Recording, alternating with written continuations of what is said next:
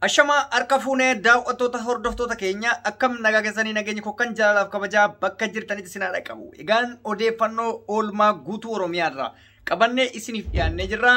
Hamma xumura qophii keenyatti nu waliin turaan affeerraa keenya. Unready Adam Tube chaanala kiyya faara yoo taate subscribe gochuun maatii koo taate odeeffannoo qabatamaa akka nurraa argattan abdii isinirraa qabna. Egaan guutuu Oromiyaatti hiriira bilchiginaa yookaan badhaadhinni yaame irratti wantoota baay'ee arginee jirra. Isaan keessaa hiriirri hanga isaan barbaadanii olitti argamee fi jira. Egaa narra bilchiginaadhaaf guyyaan irraa baay'ee guyyaa gammachuuti. Dirqamaanis ta'ee tolaan hiriirri yaamamee jira. Kan yaamame irrattis tamsaasa kallattii televezyiina mootummaa adda addaatiin akka argaa turretti mul'atee jira. Tamsaasa keessumaayyuu gara godina Shawaa Bahaatii fi Lixaatittis akkasumas immoo Arsii fi naannolee Jimmaa keessumaayyuu Jimmatti ilmi namaa waan hafeef fakkaatu waan baay'ee dinqiidha. Haa ta'uti hiriira amma dura hayyoonni Oromoo yaamaniin gaafa wal bira qabdee ilaaltu kan wal madaalu miti. Garuu immoo bilchiginaadhaaf inni kunuyyuu guddaadha. Baay'ee amma ija siyaasatiin osoo hin taane ija namoomatiin gaafa laallu bilchiginaadhaaf hiriirri akkanaa bahamuu jechuun dinqiidha. Ani numaayyuu ajaa'iba natti ta'e. Uummanni kana baay'atu waan bahu natti fakkaanne. Sadarkaa bilchiginaatti waan isaan barbaadan sanii ol bahamee jira. Dhugaa dubbachuudhaaf jechuudha. Ilmi namaa waan hafeef fakkaatu sadarkaa bilchiginaatti. Asirratti wanti mormitoonni yookaan nuti warri mootummaa mormu hubachuu qabnu tokkoo fi tokkotu jira. Innis maal inni yoo jettan bilchiginaan hiriiraa miti waan feete yaamuu mirga qabdi. Haa ta'uti wanti nuti isaaniif beekuu qabnu yoo jiraate akkuma keenya amma dura akka mixiitti akka laal ilmi namaa addunyaa kanarratti nafinitti gaafa mul'ate san gammannetti isaaniif gammachuu waan ta'eef ajandaa isaan godhachuu hin qabnu. Bakka bahameef jira, wanni ta'ame hin jiru, wanni irrateef hin jiru, wanni dabaleef hin jiru. Sinii galee kana ilmi namaa jaalala kee kan addasii baasu hiriira ba'uu fi hiriira irraa hafuudhaan osoo hin taane filannoo irratti dhugumaan haqa qabeessan mootummaan yoo jaallatame haqa qabeessan filannoo isa darba.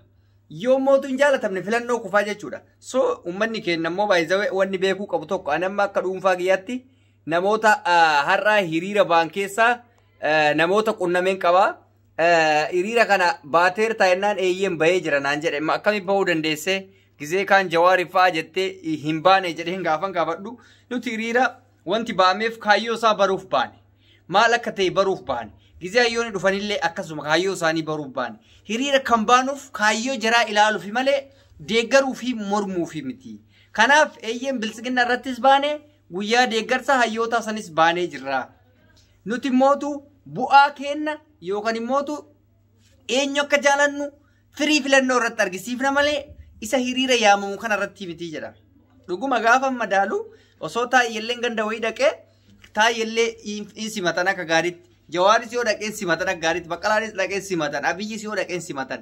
Kuni aadaa simannaatii fi haala kaayyoo ati ittiin deemtuuf sirraa barachuudhaaf kas ilaalanidha malee lakkii dhugumaan isa jaallannee akka mixiitti lafa guunnee kan yaane miti kan jedhamu baay'eetu jira jechuudha. Kana jechuun wanti baratuu qabnu nuti har'a bilchiginaan ajandaa adda addaa nu harkaa jijjiiruufis hiriira kana yaamte harki warri biyyaa naqqa'ee jira. Nuti warra biyya alaa kanatti qofa hanqina guddaa qaba malee warri biyyaa waa hunda beeka. Mootummaan gadi ba'aa hiriira jennaan hin ba'an. Hajaa irraan qaban. Lakkiin bayinaa yoo jedhan illee hin dhiisan. Maaliif? Bakki itti wal kuffisanii fi bakki itti wal dabarsan asitti miti. Kun hiika qabu. Har'a osoo kafaa olleen yaamee akkatti kan yaasu taate hiika takka isaaniif hin qabu. Bilchiginallee kan har'a yaaste kuni lakkii nama baay'inaa achitti baheessan ilaalan malee hiika hin qabu. Maaliif? Kun filannoo miti gaa.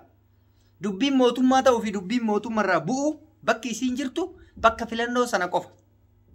Namni har'a yaa'ee kun hundi isa filata yoo jenne ka achi keessaa paartii adda addaa ka waraqaa dhaabaa adda addaa qabutu achi keessa jira. Kan waraqaa dhaabaa kafaa'oo qabutu jira. Kan abaa'oo qabutu jira. Kan paartiilee garaagaraa qabutu jira. Hin ba'an. Gaafa Jawaar fa'aa simataman sanillee waajjira badhaadhinaa keessa ka hojjetutu jira. Kaabinetu keessa jira. Poolisitu keessa jira.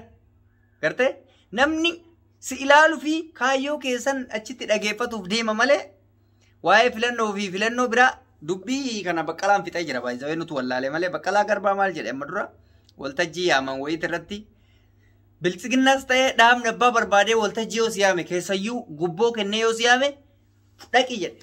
Gubboo keessa fudhadhu nyaadhu jedhe.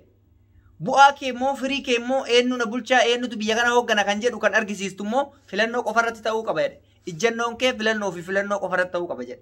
Soo kanaaf anarra hiriirri biyyi faamaa baame jedhee tasanaaru baga baaniif Oromoon jiraachuu baga argisiisan. Rakkina takkan qabu diinonni tokko tokko kanuma rifataa beektaa.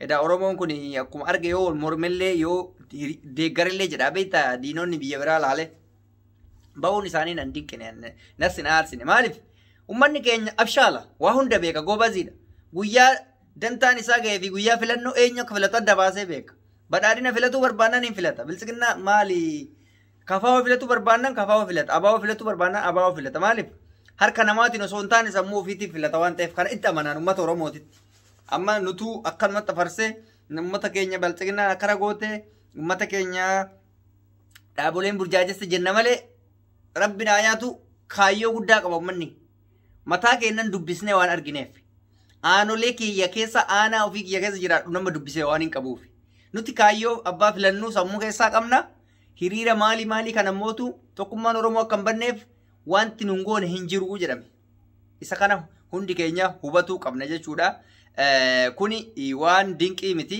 kanaaf ijoolleen biyya alaa jirtanillee hubannaa kana qabaachuu qabdanii bilchiginnaan uummata giddii yaastee maalii yaastee wanni giddii jedhamu kun illee baay'ee miti nama hagas baay'atu giddiin hin yaamu ummanni kaayyoo ittiin ba'uu barbaaduuf qaba maaliif ama fakkeenya isinii hima mee hiriiraarra baame kana irratti jawaarfaa hidhamanii jawaarfaa hidhaa turanii ka jedhu dhaadannoon hin jiru kana jechuun maal jechuudha keessa namaa jiraa jechuudha waan hundi gartee dhaadannoo wayiitu hin jiru dhaadannoo jiru yoo jiraate namoonni isa jaalatan tokko nuti Dr. Abiyyi wajji jirra ilma Oromooti maal wanni jedhu wayii hin jira isumaayyuu dhaadannoo afaanii osoo hin taane dhaadannoolee barreeffamaatti dhaadannoon gurguddaan irra dhagaame kan jiru waa'ee juuntaa yookaan immoo TPLF'ti wayyaaneen akkana goonee abichuun galchee jira maalii waan jedhamu tokko sagaleen hin dhagaamaa fi xiqqoo waa'een Oromoo yoo jiraate abaawoo shanee hin balleessinaa balaaleffannaa wanti jedhu takka hin dhagaamti darbitee isiiniyyuu kaadirootatu jedha isiyyuu kaadiree fuuldura deemutu ummataan jedha jechaani jedha kasanirraa hafe hammeenyi badaan argine jechuudha. Kanaaf ummanni keenya abbaa filatu of duratti qopheeffatee jira dhumarratti wanti isiniif himu yoo jiraate barataa obsaa abdiisaan beeytanii torbee dura kan mirga wabiitiin gadhiifamee ture akka tasaarra waajjira poolisitti qaama meeshaa isaa fudhachuudhaaf yeroo dhaqutti qaamni nageenya irra deebiidhaan si barbaanna jedheeni to'annaa ofii jala oolchee jira. Maalirra akka ga'e wanti barameen jiru garuu mootu deebi'ee akka qabametu dubbatama rabbi nagaan isaa haa baasu jenne jechuudha. Jawaarfaallee mootu nyaata akkuma laqatanitti jiranii kan isaanis baay'ee yaaddessaa ta'ee jira.